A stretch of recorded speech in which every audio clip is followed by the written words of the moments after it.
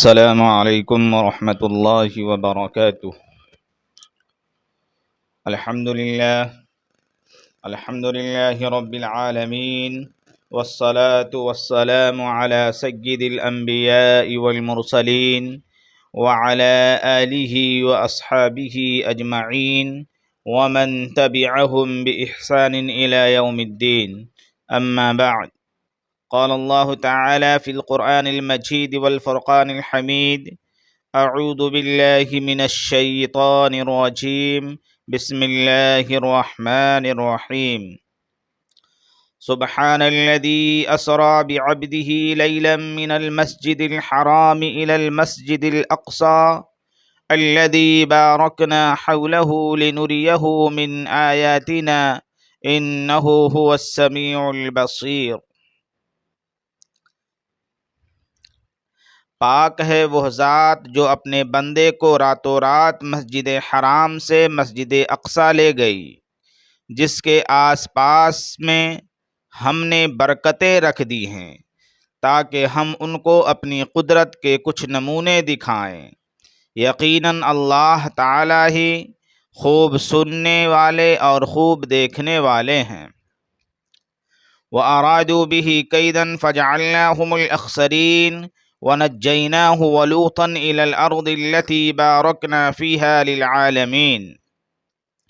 ان لوگوں نے حضرت ابراہیم کے خلاف سازش کرنی چاہی تو ہم نے انہی کو ناکام بنا دیا، اور ہم نے ابراہیم اور لوط کو ایسی سرزمین میں بھیج کر بچا لیا جس میں ہم نے تمام دنیا والوں کے لیے برکت رکھی ہے۔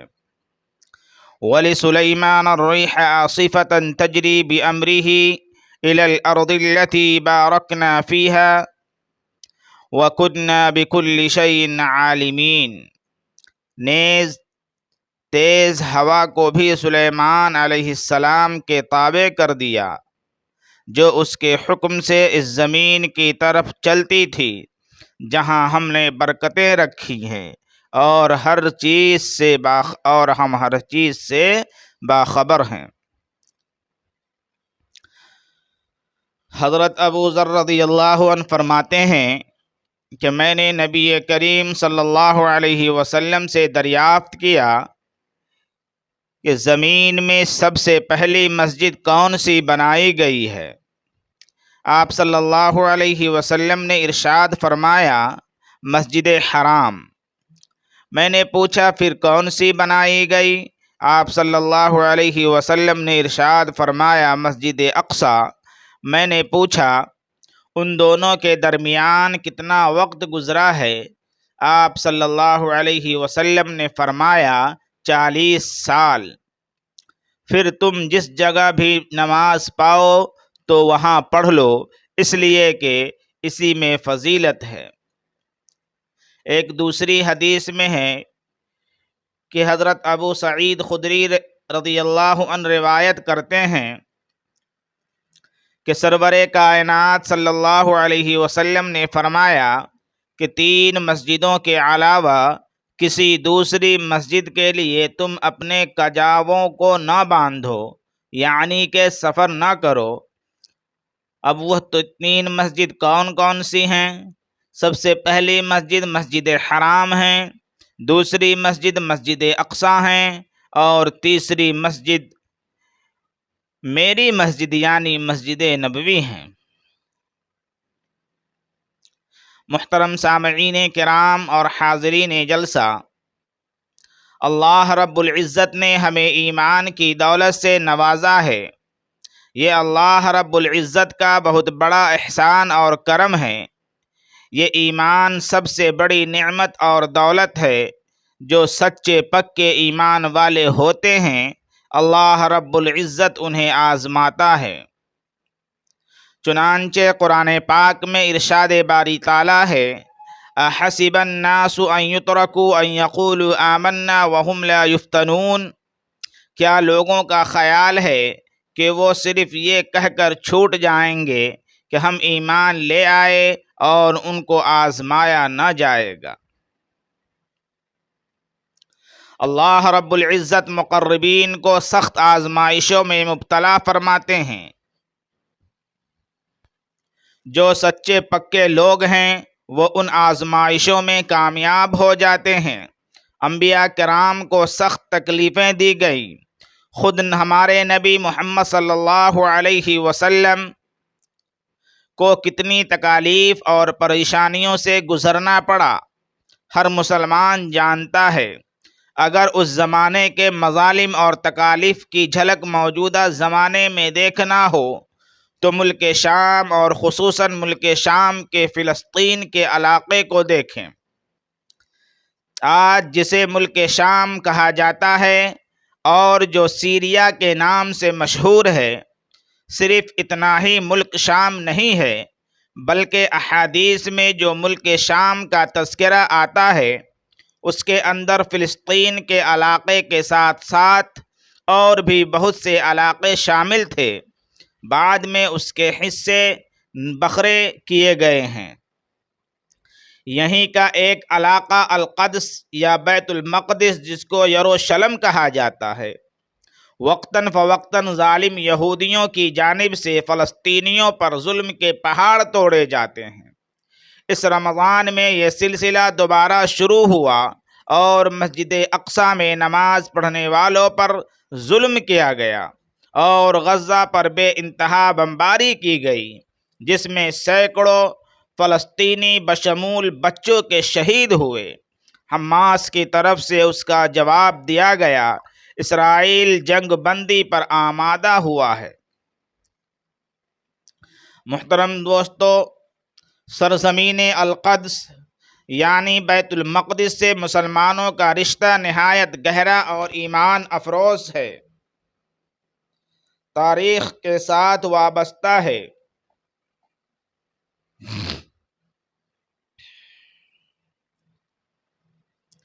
فلسطین کے مقدس سرزمین میں اہل ایمان کے لیے شروع سے عقیدتوں اور محبتوں کی مرکز رہی ہے۔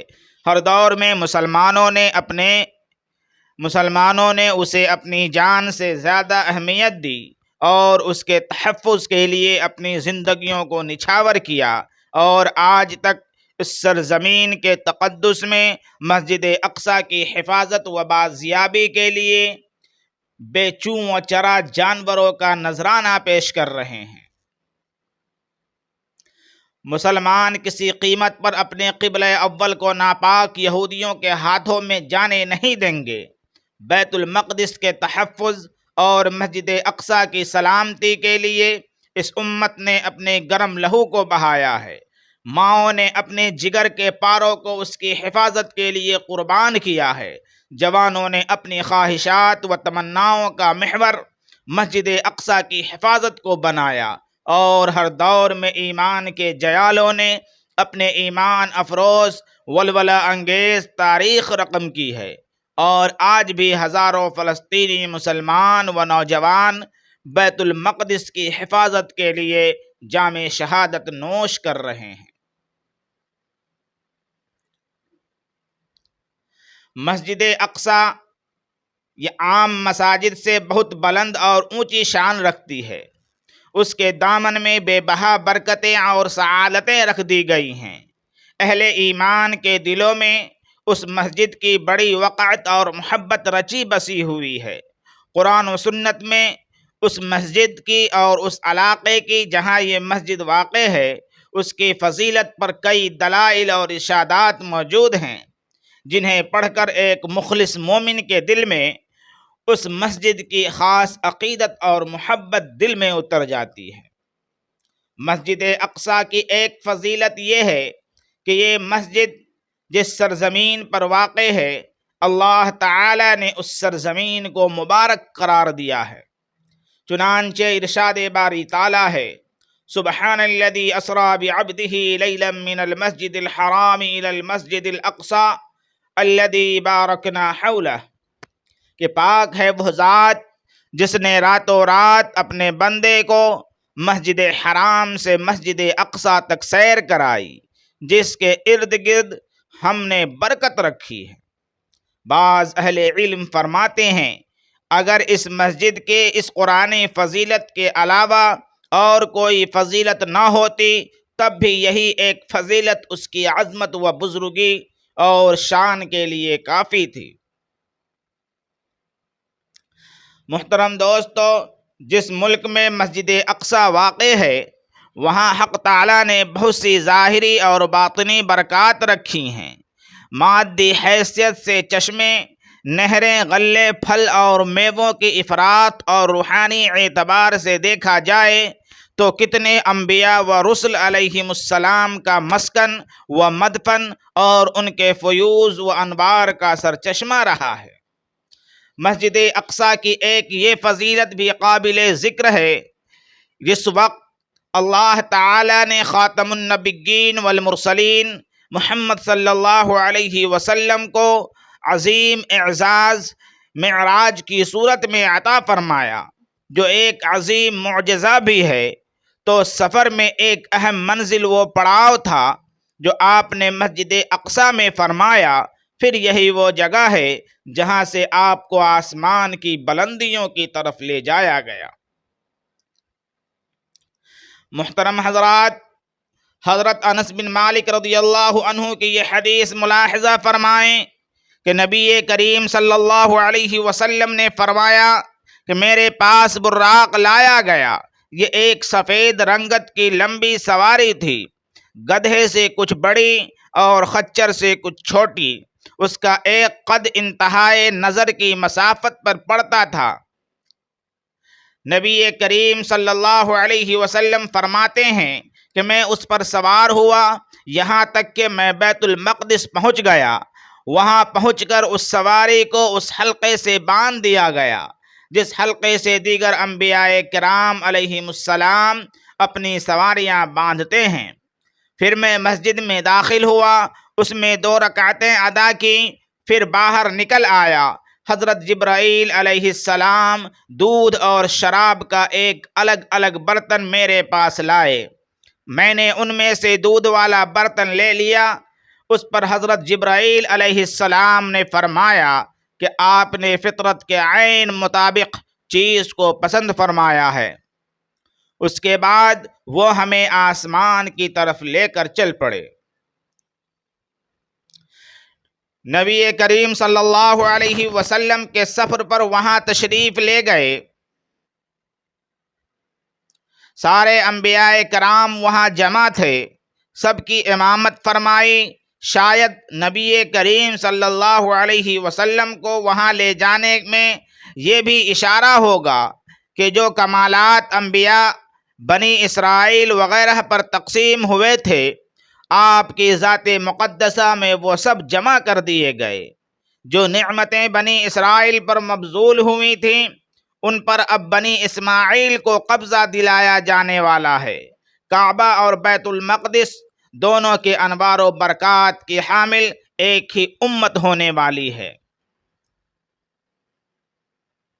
مکہ اور مدینہ منورہ کے بعد یہ مقدس ترین مقام ہے۔ بیت المقدس کی سرزمین حضرات انبیاء کرام کا مسکن رہی ہے۔ جلیل القدر پیغمبر حضرت ابراہیم علی نبینا علیہ السلام نے اسی سرزمین کی طرف ہجرت فرمائی۔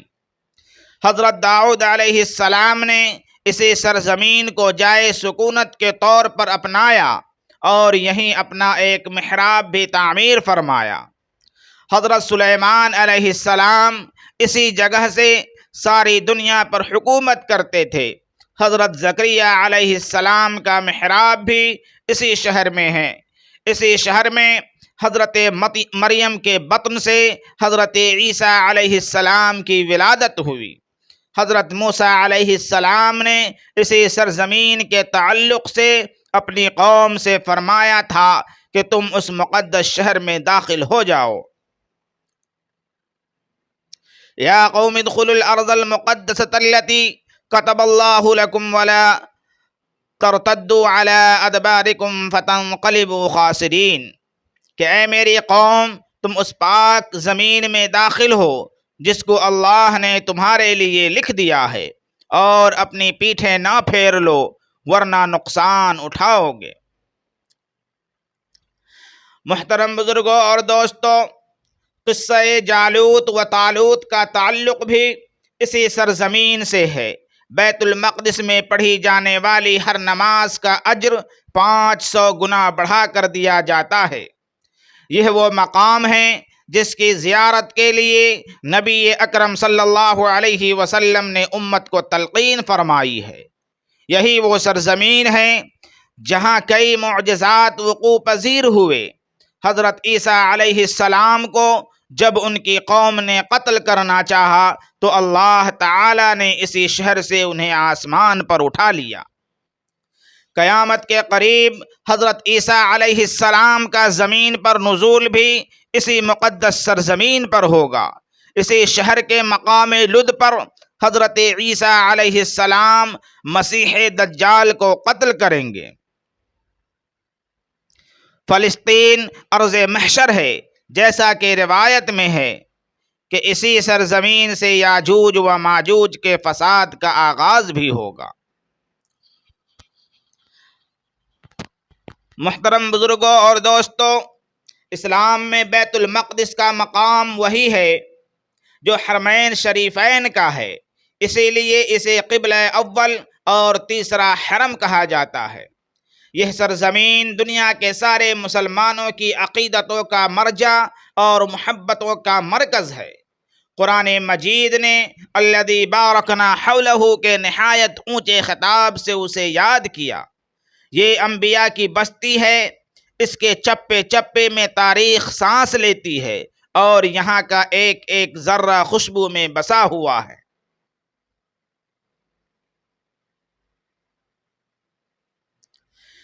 ایک حدیث میں ہے کہ جو خوشخبری ہے شام کے لیے۔ صحابہ نے کہا وہ کیوں؟ اللہ کے رسول، آپ نے فرمایا شام پر اللہ رب العزت کے فرشتوں نے اپنے پر پھیلا رکھے ہیں۔ ایک اور حدیث میں ہے کہ اے اللہ ہمارے شام میں برکت دے، اے اللہ ہمارے یمن میں برکت دے۔ صحابہ نے کہا اور ہمارے نجد میں؟ آپ نے پھر وہی دعا کی۔ صحابہ نے پھر پوچھا اور ہمارے نجد میں؟ آپ نے فرمایا وہاں زلزلے اور فتنے آئیں گے اور وہیں سے شیطان کا سینگ نکلے گا۔ یہ اور اس طرح کی بے شمار روایات ہیں جن سے ملک شام کے علاقے فلسطین، بیت المقدس اور مسجد اقصیٰ کی اہمیت اور فضیلت کا پتہ چلتا ہے۔ میرے محترم بزرگوں اور دوستوں، اس روئے زمین پر اللہ کا پہلا گھر خانہ کعبہ ہے اور دوسرا خانہ خدا مسجد اقصیٰ ہے۔ ایک روایت میں ہے کہ حضور صلی اللہ علیہ وسلم سے سوال کیا گیا، یا رسول اللہ، سب سے پہلے مسجد کون سی ہے؟ آپ نے ارشاد فرمایا مسجد حرام۔ سوال ہوا اور دوسری؟ آپ صلی اللہ علیہ وسلم نے فرمایا کہ مسجد اقصیٰ۔ پوچھا گیا ان دونوں کے درمیان کتنا فاصلہ ہے؟ آپ صلی اللہ علیہ وسلم نے ارشاد فرمایا کہ 40 سال کا فاصلہ ہے۔ یہ مسئلہ علماء کے درمیان اختلافی ہے کہ مسجد حرام کی تعمیر سب سے پہلے کس نے کی۔ ایک روایت میں ہے کہ حضرت آدم علیہ السلام نے، اور ایک روایت یہ ہے کہ حضرت ابراہیم علیہ السلام نے۔ اسی طرح اس میں بھی اختلاف ہے کہ مسجد اقصیٰ کی تعمیر سب سے پہلے کس نے کی ہے۔ ایک قول ہے کہ حضرت سلیمان علیہ السلام نے، اور دوسری روایت ہے کہ حضرت یعقوب علیہ السلام نے مسجد اقصیٰ کی تعمیر کی ہے۔ لیکن اہل علم نے تطبیق اس طرح دی ہے کہ خانہ کعبہ کی پہلی تعمیر فرشتوں نے کی، پھر حضرت آدم علیہ السلام نے کی، پھر اور ایک بار خانہ کعبہ کی تعمیر حضرت ابراہیم اور بیت المقدس کی تعمیر حضرت یعقوب علیہ السلام نے کی ہے۔ اسی لیے ان دونوں کی عمر میں 40 کا فاصلہ ہے، جبکہ حضرت ابراہیم اور حضرت سلیمان علیہ السلام کی عمر میں کئی سو سالوں کا فاصلہ ہے۔ حضرت سلیمان علیہ السلام اپنے زمانے میں جنات کے ذریعے جو تعمیر کرائی، جس کا تذکرہ ہم سنتے ہیں، اس سے مراد مسجد اقصی کی عمارت کافی پرانی ہو چکی تھی، بوسیدہ ہو چکی تھی، تو اس کو تعمیر کرایا۔ محترم دوستو،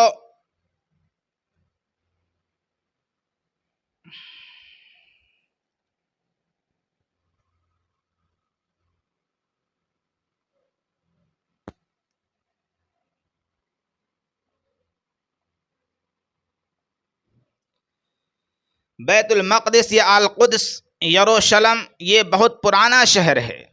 عام طور پر یہ سمجھا جاتا ہے کہ بیت المقدس اور مسجد اقصی دونوں ایک ہی عمارت کے دو نام ہیں۔ یہ غلط فہمی ان تصویروں کے ذریعے پھیلی ہے جن میں سنہرا قبۃ الصخرہ نظر آتا ہے اور جس کے برابر میں لکھا رہتا ہے بیت المقدس۔ حقیقت یہ ہے کہ بیت المقدس ایک قدیم شہر کا نام ہے جس میں مسجد اقصی واقع ہے اور جس کے صحن میں دلکش قبۃ الصخرہ موجود ہے، اور وہ بھی بہت محترم ہے۔ اس کے علاوہ بھی وہاں مسجدیں اور قبے ہیں، انبیاء کرام کی قبریں ہیں اور دوسری یادگار ہیں۔ یروشلم جزیرۃ العرب کے اس حصے کو کہا جاتا ہے، اس خطے کو کہا جاتا ہے جو موریا، صہیون، اکرا اور نامی چار پہاڑیوں کے درمیان آباد ہے۔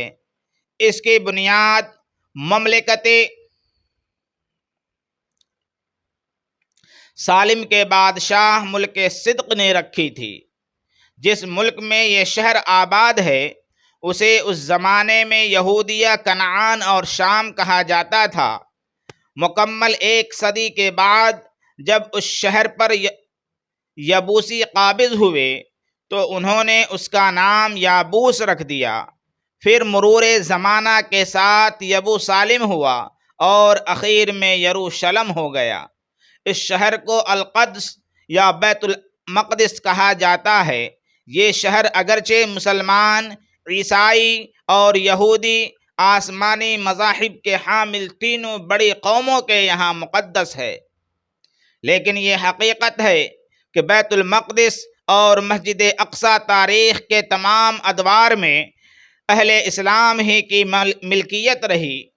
بیت المقدس کے تعلق سے عیسائیوں اور یہودیوں کا حق تسلیم کرنا سراسر غلط ہے۔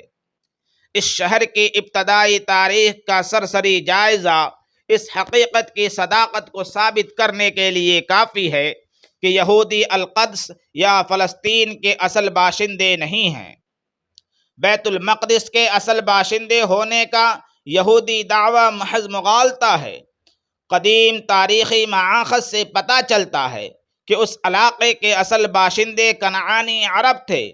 طوفان نوح کے بعد جو قومیں سامی اقوام سے مشہور ہوئیں ان کا اولین مسکن جزیرۃ العرب تھا، جس کی سرحدیں مشرق میں خلیج عقبہ اور فلسطین تک اور شمال مشرق میں نہر فرات تک پھیلی ہوئی ہے۔ علامہ سید سلیمان ندوی رحمۃ اللہ علیہ کے مطابق اگر قابل لحاظ یورپی مورخین نے اسی کی تائید کی ہے۔ یہود کی تاریخ شاہد ہے کہ وہ القدس میں جس کی تعمیر کنعانیوں نے کی تھی تقریباً 1300 برس قبل مسیح داخل ہوئے اور 200 سال کی طویل کشمکش کے بعد اس پر قابض ہوئے۔ اس لحاظ سے القدس یا یروشلم کے اصل باشندے یہودی نہیں بلکہ کنعانی تھے۔ القدس یا فلسطین میں یہودیوں کی آمد حقیقی باشندوں کے طور پر نہیں بلکہ غاصبین کے طور پر ہوئی۔ اصل باشندوں کا قتل عام کر کے اس علاقے پر یہودی قابض ہوئے۔ اللہ تعالیٰ نے حضرت داؤد اور حضرت سلیمان علیہم السلام کے ذریعے بنی اسرائیل کو نبوت و بادشاہت عطا فرمائی تھی۔ ان پیغمبروں کے ذریعے ان کی متحدہ ریاست قائم ہوئی، لیکن حضرت سلیمان علیہ السلام کی وفات کے بعد یہودی نہ صرف آپسی خانہ جنگی کا شکار ہوئے بلکہ اپنے پیغمبروں کی تعلیم سے دوری اور خدا کی نافرمانی کے سبب وہ متعدد مرتبہ عذاب الہی سے دوچار ہوئے۔ یہودی سلطنت کے 5ویں سال شاہ مصر سیسق نے القدس پر چڑھائی کی تھی۔ چنانچہ سلاطین میں لکھا ہے، رجیع عام بادشاہ کے 5ویں سال شاہ مصر سیسق نے یروشلم پر چڑھائی کر دی اور اس نے خداوند کے گھر کے خزانوں اور شاہی محل کے خزانوں کو لے لیا۔ اس کے بعد تقریباً 740 قبل مسیح میں آشوریوں نے یہود کو فلسطین سے بے دخل کر دیا۔ پھر بخت نصر کا حملہ ہوا جس میں توریت ضائع ہو گئی اور بہت سے یہودی مارے گئے اور کچھ کو بابل لے جا کر قید کر دیا گیا۔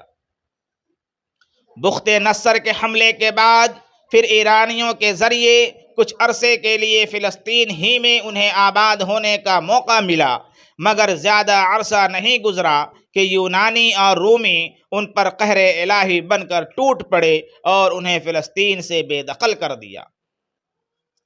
تیتس رومی کے حملے میں لاکھوں میں یہودی قتل کر دیے گئے اور ہیکل مقدس کو جلا دیا گیا۔ اس حادثہ کے 65 سال بعد قیصر کے عہد میں 5ویں مرتبہ یہودیوں نے بغاوت کی، مگر انہیں شکست سے دوچار ہونا پڑا۔ قیصر نے نہ صرف یہودیوں پر بدترین ظلم کیا بلکہ ہیکل کو تباہ کر کے اس پر حل چلوا دیے اور وہاں ایک مندر تعمیر کروا دیا۔ اسی زمانے میں یروشلم کا نام ایلا رکھ دیا گیا۔ قیصر کے حملہ میں تقریباً 5 لاکھ یہودی مارے گئے۔ اس سے قبل بخت نصر کے حملے میں ہیکل سلیمانی کو زمیں بوس کر دیا گیا تھا اور طویل عرصہ تک یہودی جلا وطنی کی زندگی گزار رہے تھے۔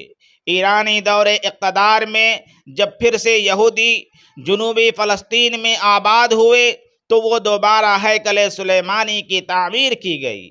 اسی مرتبہ یہودی 400 سال سے زیادہ نہیں ٹک سکے۔ رومی سلطنت کی بغاوت کی پاداش میں جب انہیں دوبارہ جلا وطن کر دیا گیا تو جنوبی فلسطین میں عرب قبائل اسی طرح آباد ہوئے جس طرح وہ 800 سال پہلے شمالی فلسطین میں آباد تھے۔ محترم دوستو، اس پوری تفصیل سے یہ واضح ہوتا ہے کہ یہودی فلسطین اور بیت المقدس کے اصل باشندے نہیں تھے اور ارض فلسطین پر ان کا دعویٰ کسی طرح درست نہیں ہے۔ شمالی فلسطین میں یہودیوں کی مدت اقامت 400 سال اور جنوبی فلسطین میں 800 سال سے زیادہ نہیں ہے، جبکہ یہودیوں کے برخلاف عرب قبائل شمالی فلسطین میں 2500 سال سے اور جنوبی فلسطین میں 2000 سال سے آباد ہیں۔ سن 16 ہجری میں حضرت عمر فاروق رضی اللہ عنہ کے عہد خلافت میں مسلمانوں نے بیت المقدس فتح کر لیا اور وہاں اسلامی حکومت کا قیام عمل میں لایا گیا۔ اموی خلیفہ عبد الملک کے زمانے میں یہاں مسجد اقصی اور قبۃ الصخرہ کی عالی شان تعمیر ہوئی۔ فتح بیت المقدس کے 462 سال بعد یعنی 1099 عیسوی میں پہلی صلیبی جنگ کے موقع پر بیت المقدس پر عیسائیوں کا قبضہ ہوا، جس میں 70,000 مسلمان شہید کر دیے گئے۔ لیکن 88 سال بعد 1187 میں سلطان صلاح الدین ایوبی کے ہاتھوں بیت المقدس پھر فتح ہو کر مسلمانوں کے زیر نگوں آ گیا۔ 1228 سے 1244 تک اس مقدس شہر کو مسلمانوں کے ہاتھوں سے چھین لیا گیا۔ اسی طرح 100 سال کے علاوہ 637 سے 17 تک یہ مبارک شہر مسلمانوں ہی کے قبضے میں رہا۔ بالآخر 1917 میں خلافت عثمانیہ کے زوال کے ساتھ بیت المقدس اور فلسطین کے دوسرے علاقے برطانیہ کے زیر قبضہ آ گئے، اور یہیں سے فلسطین اور بیت المقدس کے خلاف سازشوں کا جال بنایا جانے لگا۔ برطانیہ نے 2 نومبر 1917 میں یہودیوں کے ساتھ ایک معاہدہ کیا جسے فلفور معاہدہ کہا جاتا ہے۔ اس معاہدے میں برطانوی وزیر خارجہ فلفور نے ایک یہودی نمائندے کے نام اپنی ایک تحریر کے ذریعے فلسطین میں یہودیوں کے قومی وطن بنانے کی اجازت دے دی۔ برطانیہ کا یہ معاہدہ بدترین خیانت تھی۔ 1945 میں اقوام متحدہ نے فلسطین میں یہودی حق کو تسلیم کرتے ہوئے اس کے ایک حصے پر یہودیوں کو اپنی حکومت بنانے کی قانونی اجازت دے دی۔ 1947 میں اقوام متحدہ کے جنرل اسمبلی نے فلسطین کو یہودیوں اور عربوں کے درمیان تقسیم کرنے کا فیصلہ صادر کیا۔ بالآخر 1948 میں ارض فلسطین پر اسرائیل کی شکل میں ایک ناجائز مملکت وجود میں آ گئی۔ خلافت عثمانیہ کے آخری خلیفہ عبدالحمید ثانی پر جب مغربی ملکوں نے فلسطین کو یہودیوں کے حوالے کرنے کے لیے دباؤ ڈالا تو عثمانی خلیفہ نے صاف الفاظ میں کہا کہ سرزمین فلسطین کا 1 انچ بھی یہودیوں کو نہیں دوں گا، کیونکہ فلسطین میرا نہیں امت کا ہے، اور امت نے اس سرزمین کی حفاظت کے لیے اپنا خون بہایا۔ 1948 سے لے کر 1967 تک القدس شہر نامی شہر مسلمانوں کے ملک اردن کا ایک حصہ رہا۔ 1967 میں عرب اسرائیل جنگ کے بعد فلسطین دیگر علاقوں کے ساتھ القدس شہر پر بھی اسرائیل قبضہ ہوا، اگرچہ اسرائیل طاقت کے زور پر القدس پر قابض ہوا، لیکن اس سے القدس قانونی طور پر اسرائیل کا حصہ ہوا ہے اور نہ آئندہ کبھی ہو سکتا ہے۔ اس لیے کہ جس وقت برطانیہ اور اقوام متحدہ کی سرپرستی میں اسرائیل کا قیام عمل میں لایا گیا، اسی وقت یہ بات طے کر دی گئی تھی کہ یروشلم اسرائیل کا حصہ نہیں ہوگا۔ ایسے میں امریکی صدر کا یروشلم کو اسرائیل راجدھانی قرار دینا اور سفارت خانہ کو ادھر منتقل کرنے کا فیصلہ کرنا بین الاقوامی قوانین کی صریح خلاف ورزی ہے۔